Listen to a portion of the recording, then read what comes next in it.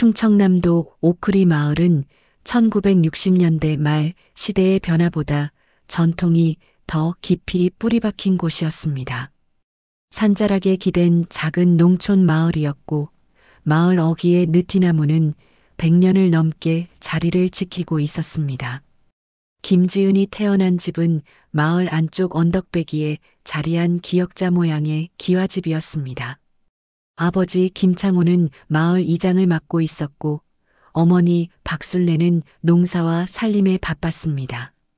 1962년 가을에 태어난 지은은 셋째 아이였습니다. 위로는 오빠 민수와 둘째 누나가 있었습니다. 겉보기에는 평범한 농가였지만 이 집에는 보이지 않는 위계가 있었습니다.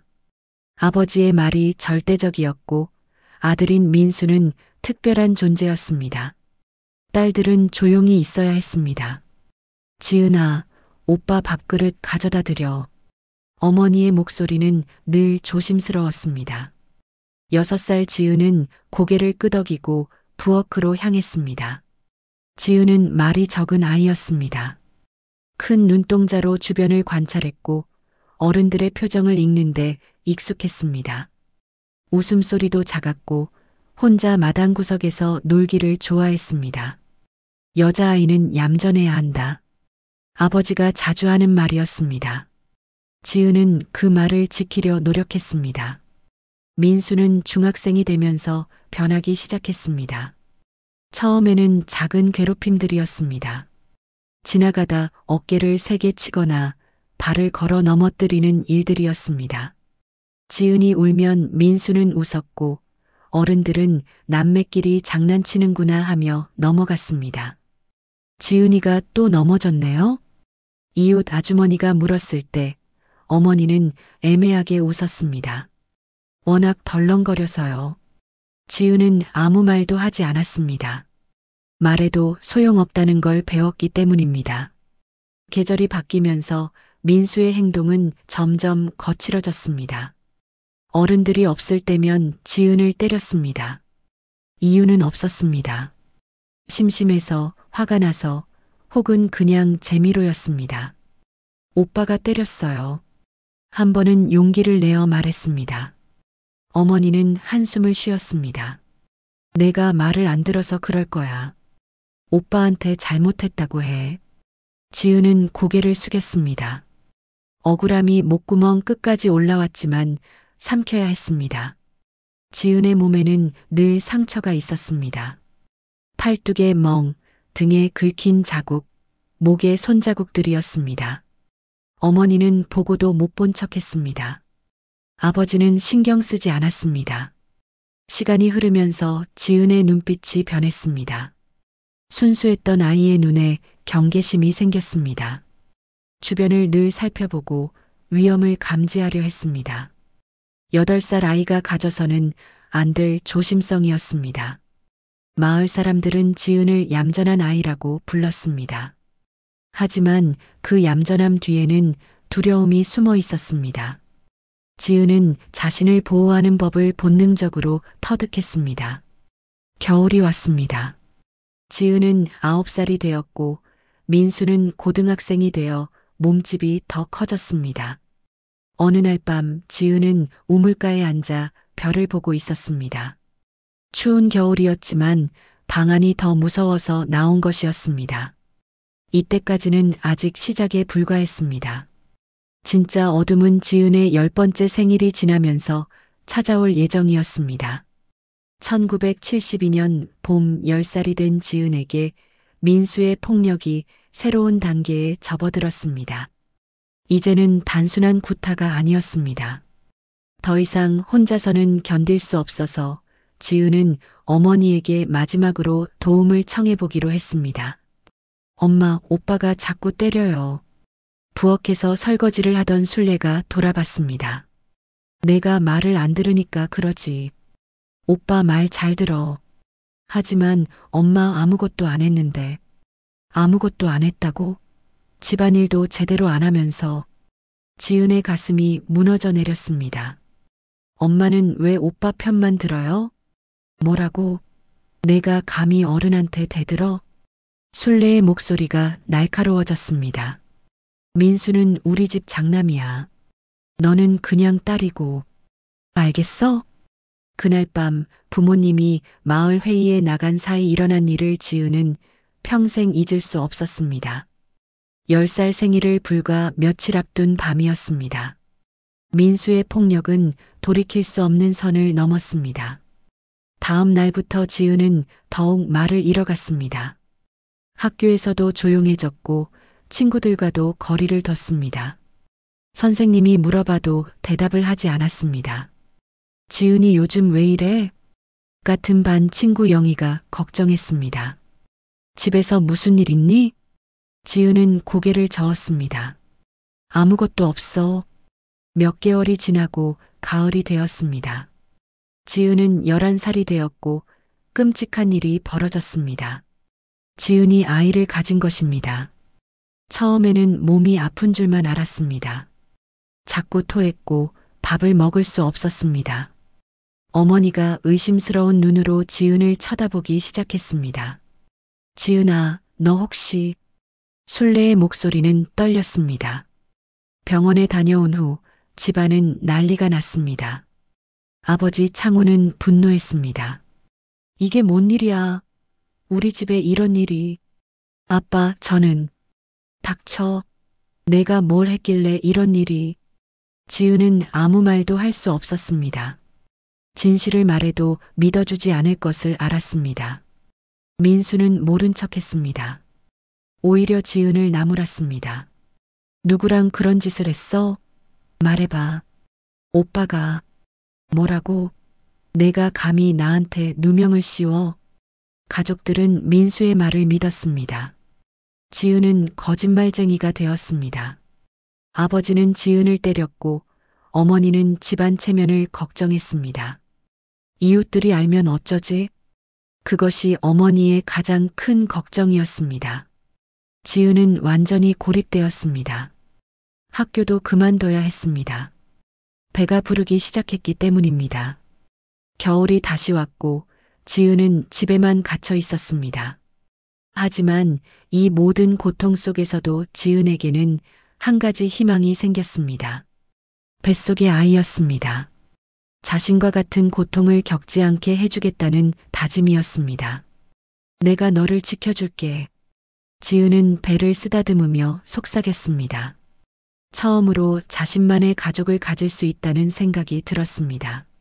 눈 내리는 창문을 바라보며 지은은 생각했습니다. 아이를 위해서라도 이 상황에서 벗어나야 한다고. 어떤 방법을 써서라도 말입니다. 1973년 2월 지은은 아들을 낳았습니다. 찬호라고 이름을 지었습니다. 겨울 새벽 마을 할머니의 도움으로 태어난 아이였습니다. 작고 빨간 아기를 품에 안은 순간 지은은 처음으로 진짜 사랑을 느꼈습니다. 하지만 기쁨도 잠깐이었습니다. 이 아이를 어쩔 거냐? 아버지 창호의 목소리는 차갑기만 했습니다. 키울 수도 없고 내버릴 수도 없고. 어머니 순례는 한숨만 쉬었습니다. 시설에 보내자. 민수가 마치 남의 일처럼 무관심하게 말했습니다. 안 돼요. 지은이 처음으로 큰 소리를 냈습니다. 뭐라고? 아버지의 눈이 번뜩였습니다. 제가 키울 거예요. 이 아이는 제가 키워요. 내가? 너도 애인데 애를 어떻게 키워? 어떻게든 키울 거예요. 지은의 목소리는 떨렸지만 단호했습니다. 뱃속에서부터 지켜온 아이를 포기할 수 없었습니다. 아버지는 화를 냈지만 결국 조건을 달았습니다. 집에서 나가라. 마을 사람들 얼굴 볼 면목도 없다. 지은은 고개를 끄덕였습니다. 차라리 나가는 것이 나았습니다. 그때 도움의 손길이 나타났습니다. 마을 미용실을 하는 로지 언니와 세탁소의 라라 언니였습니다. 두 언니는 지은의 사정을 알고 있었습니다. 지은아, 우리가 도와줄게. 로지 언니가 말했습니다. 서울에 내가 아는 하숙집이 있어. 거기 가면 일자리도 구할 수 있고. 하지만 돈이 없어요. 우리가 모아줄 테니까 걱정 마. 라라 언니도 고개를 끄덕였습니다. 지은의 눈에 눈물이 맺혔습니다. 세상에는 따뜻한 사람들이 있었습니다. 봄이 되어 찬우는 2달이 되었고 지은은 조금씩 준비를 했습니다. 두 언니의 도움으로 서울행 기차표와 생활비를 마련했습니다. 하지만 떠나는 것도 쉽지 않았습니다.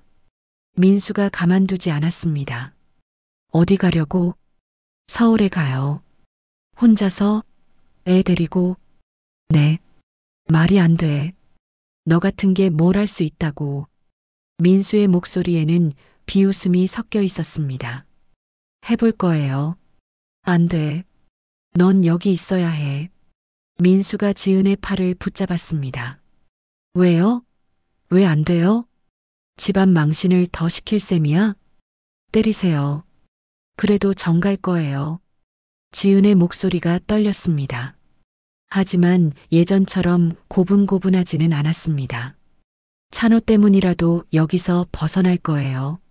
지은의 눈에는 처음으로 단호한 빛이 서려 있었습니다. 모성이 그녀를 강하게 만들었습니다. 5월 어느 날 아버지가 갑자기 뇌출혈로 쓰러져 일주일 만에 세상을 떠났습니다. 장례를 치르는 동안 지은은 결심을 굳혔습니다. 이제 정말 떠나야 할 때였습니다.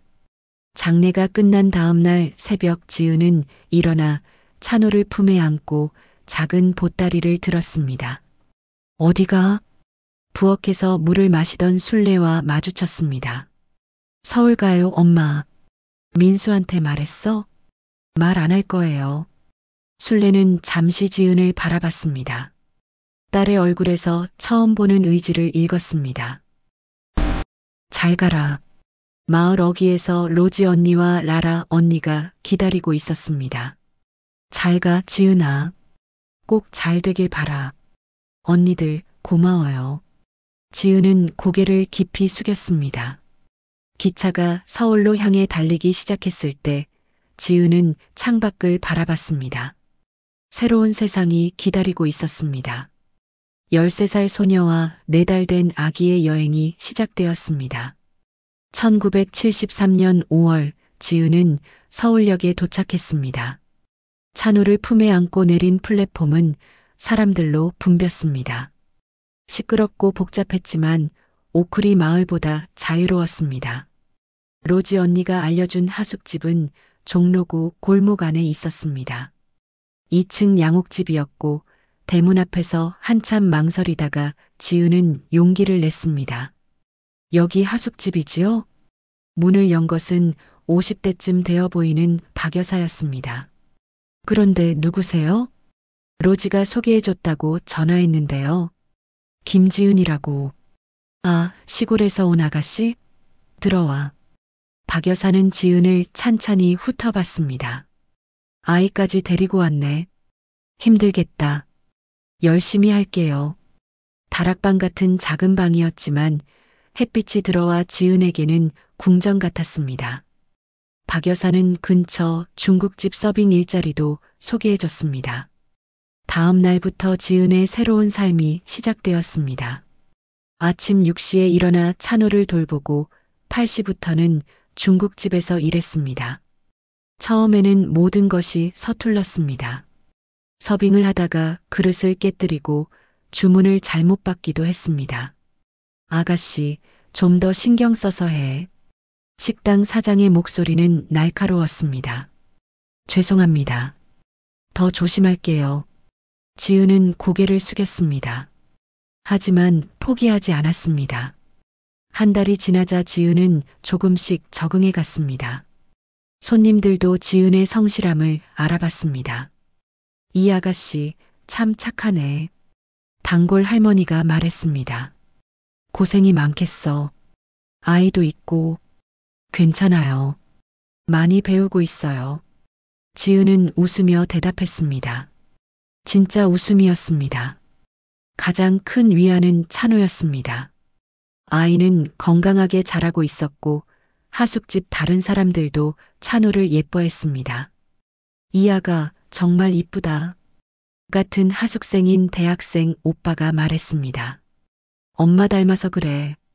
6개월이 지나자 사장도 지은을 신뢰하기 시작했습니다. 지은아, 너 정말 잘한다. 월급 좀 올려줄게. 열심히 하는 게 보여서 지은의 눈이 반짝였습니다. 처음으로 인정받는다는 느낌이었습니다. 그해 겨울, 특별한 손님이 나타났습니다. 60대쯤 되어 보이는 외국인 할아버지였습니다. 로버트 씨라고 했습니다. 안녕하세요. 로버트 씨는 서툰 한국말로 인사했습니다. 로버트 씨는 자주 찾아와 조용히 식사를 했고 지은에게는 항상 친절했습니다. 아가씨, 아이 있다고 들었는데. 네, 아들이 하나 있어요. 혼자 키우기 힘들겠네. 괜찮아요. 건강하게 잘 자라고 있어요. 어느 날 로버트 씨가 제안을 했습니다. 내 집에서 가사도우미 일할 생각 없나요? 가사도우미요? 청소하고 밥 해주고. 급료는 지금보다 더 줄 수 있어요. 아이도 같이 있어도 돼요. 박 여사의 추천도 있어서 지은은 1974년 봄 로버트 씨 집으로 이사했습니다. 한옥을 개조한 집이었고 정원이 아름다웠습니다. 로버트 씨는 정말 좋은 사람이었습니다. 찬호를 친손자처럼 예뻐했습니다. 찬호, 이리 와. 서툰 한국말로 아이를 불렀습니다. 찬호도 로버트 할아버지를 좋아했습니다. 지은 씨, 찬호 교육 생각해 봤어요? 아직 어려서. 영어도 가르치고 좋은 학교도 보내야죠. 내가 도울게요. 걱정하지 말아요. 지은의 삶은 완전히 바뀌었습니다. 안정된 일자리와 따뜻한 보금자리를 얻었습니다. 찬호는 빠르게 영어를 익혔고 지은은 로버트 씨의 권유로 밤에 야간 학교를 다니기 시작했습니다. 교육은 중요해요. 지은 씨도 공부해야 해요. 저 같은 사람이 공부를. 누구든 배울 권리가 있어요. 지은은 처음으로 꿈을 꾸기 시작했습니다. 찬호와 함께 더 나은 미래를 만들 수 있다는 희망을 품었습니다. 1980년 로버트 씨가 갑자기 병으로 쓰러졌습니다. 찬호는 7살이었고 지은은 야간 고등학교를 졸업한 상태였습니다. 지은 씨, 내가 죽으면 이 집은 당신 것이에요. 로버트 씨가 병상에서 말했습니다. 무슨 말씀을 그렇게 해. 찬호 교육비도 다 준비해뒀어요. 미국에 있는 내 가족이 도울 거예요. 지은은 울었습니다. 고마움과 슬픔이 동시에 밀려왔습니다. 로버트 씨가 세상을 떠난 후 지은은 정말로 집을 상속받았습니다. 오크리 마을을 떠난 지 7년 만에 진짜 가정을 이룬 것 같았습니다. 엄마, 우리가 이 집 주인이야? 그런 것 같다, 찬호야. 로버트 할아버지가 천사였나 봐. 지은은 찬호를 꼭 안았습니다. 그날 밤 지은은 정원에 앉아 하늘을 올려다봤습니다. 별들이 반짝였습니다. 고맙습니다, 로버트 씨. 저희들 새 인생을 주셔서. 지은의 마음에는 평온이 자리 잡았습니다. 이제 정말 새로운 시작이었습니다. 2023년 가을, 지은은 61살이 되었습니다. 로버트 씨가 물려준 한옥은 여전히 그녀의 보금자리였습니다. 정원의 감나무에는 주황빛 감들이 주렁주렁 열려 있었습니다. 찬호는 어느새 50살이 된 중년 남자였습니다. 대학을 졸업하고 좋은 직장에 다니며 가정을 이뤘습니다. 며느리 수진과 두 아이 12살 민지와 9살 준서가 있었습니다.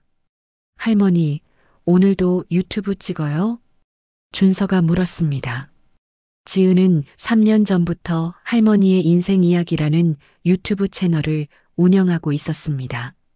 그래, 오늘은 어떤 이야기를 할까? 할머니가 어릴 때 이야기요. 민지가 손을 번쩍 들었습니다. 지은은 미소를 지었습니다. 손주들은 자신의 어린 시절 이야기를 좋아했습니다.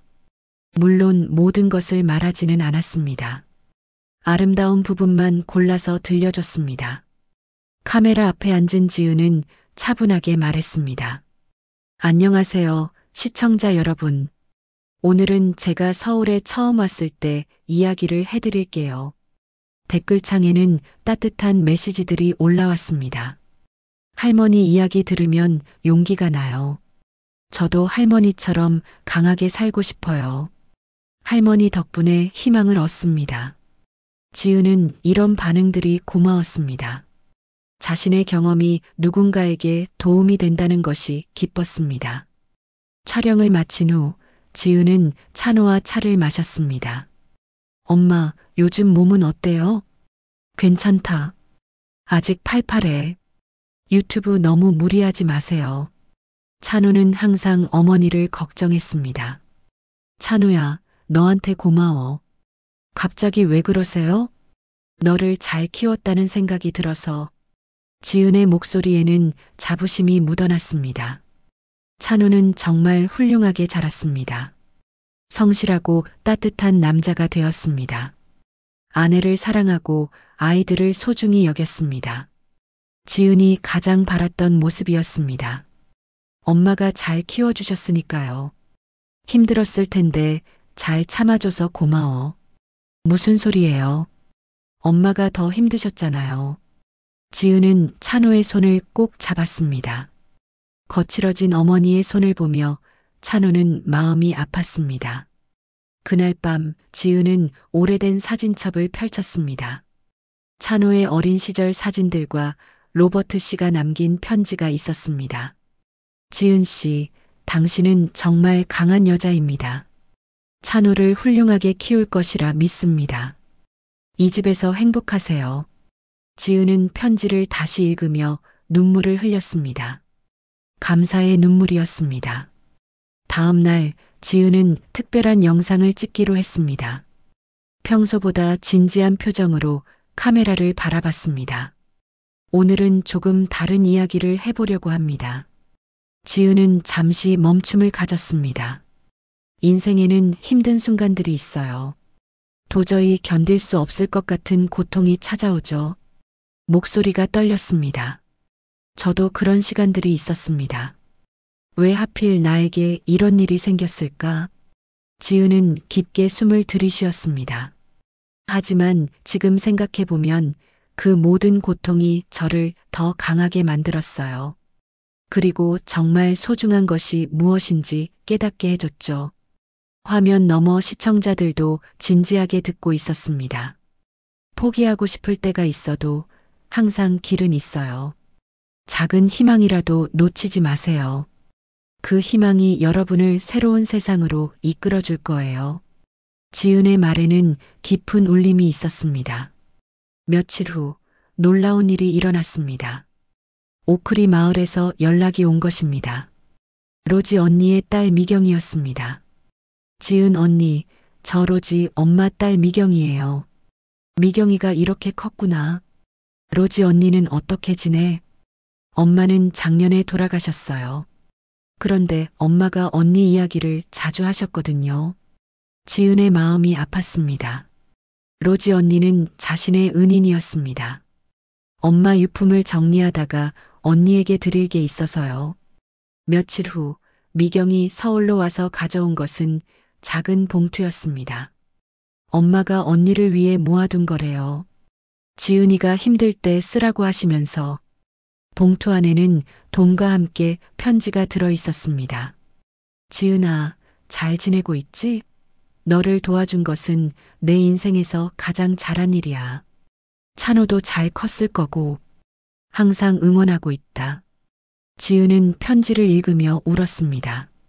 세상에는 이렇게 따뜻한 사람들이 있었습니다. 언니, 엄마가 언니 유튜브 보셨어요. 자랑스러워 하셨거든요. 로지 언니가?